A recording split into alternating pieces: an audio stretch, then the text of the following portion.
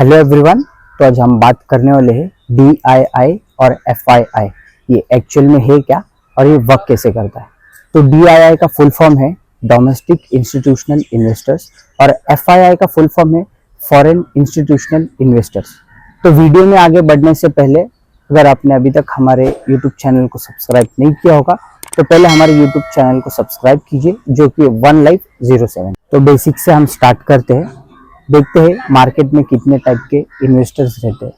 तो जो फर्स्ट है वो है रिटेलर्स और जो सेकंड है वो है इंस्टीट्यूशंस। ये कैसे वर्क करते हैं देखते हैं। तो देखते हैं हम पहले रिटेल इन्वेस्टर्स। रिटेल इन्वेस्टर्स कौन है? तो रिटेल इन्वेस्टर्स वो है जो खुद मार्केट एनालाइज करते हैं, इन्वेस्टिगेट करते हैं और खुद के दम पर खुद का पैसा इन्वेस्ट करते हैं मार्केट में। और सपोज अगर कोई इन्वेस्टर है जो 5-6 लोगों के पोर्टफोलियो चला रहा है तो वो भी रिटेलर के ही कैटेगरी में आता है। कहने का मतलब ये है रिटेल इन्वेस्टर्स जो है वो स्मॉल अमाउंट में इन्वेस्टमेंट करते हैं, और अगर आप भी डायरेक्ट स्टॉक में इन्वेस्ट करते हो तो आप भी रिटेल इन्वेस्टर की कैटेगरी में ही आते हो। तो चलिए आप देखते हैं इंस्टीट्यूशनल इन्वेस्टर्स।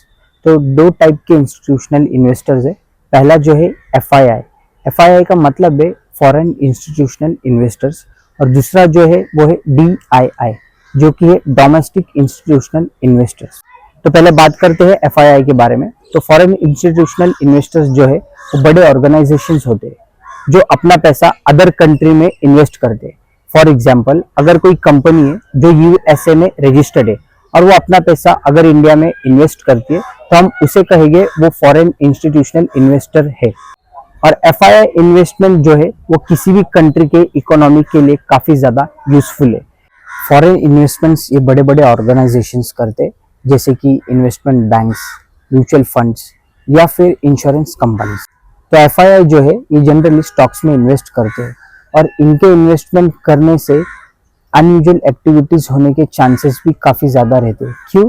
क्योंकि इनके पास काफी बड़ा अमाउंट होता है, और ये अगर कोई पर्टिकुलर शेयर पर इन्वेस्ट करे तो वहां पर ड्रास्टिक इम्पैक्ट भी देखने मिल सकता है। अगर FII किसी कंपनी में इन्वेस्टमेंट कर लेती है और अगर 51% से ज्यादा कर लेते हैं इन्वेस्टमेंट तो उनके पास मेजर होल्डिंग चली जाती है। तो इसीलिए कुछ रूल्स एंड रेगुलेशंस बने हैं FII के लिए सेबी की तरफ से कि FII जो है वो कुछ परसेंटेज ही कंपनी में इन्वेस्टमेंट कर सकते हैं, उससे ज्यादा नहीं कर सकते। तो अब बात करते हैं DII की। तो डोमेस्टिक इंस्टीट्यूशनल इन्वेस्टर्स जो होते हैं वो अपने कंट्री का पैसा अपने कंट्री में ही इन्वेस्ट करते हैं। DII में भी सेम इन्वेस्टर्स रहते हैं। For an example, mutual fund companies, insurance companies या फिर बैंक इन्वेस्टमेंट। तो बेसिकली इंस्टीट्यूशंस का काम ये होता है वो कॉमन लोगों का पैसा लेते हैं और खुद इन्वेस्ट करते हैं। और अगर कोई इंस्टीट्यूशन अपने ही कंट्री में इन्वेस्ट कर रहा है उसे हम डोमेस्टिक इंस्टीट्यूशन कहेंगे, और अगर कोई institution out of country investment कर रहा है तो उसे हम फॉरेन इन्वेस्टमेंट कहेंगे। तो आई होप आपको DII और FII के बीच में डिफरेंस पता चल गया होगा। अभी के लिए हमारी तरफ से इतना ही, लेकिन जल्दी हम मिलेंगे अगले वीडियो में एक नए टॉपिक के साथ में। तब तक के लिए आप हमारे चैनल को सब्सक्राइब कीजिए, जो कि है वन लाइफ 07, और कमेंट में जरूर बताना आपको क्या समझा है और क्या नहीं। Thank you.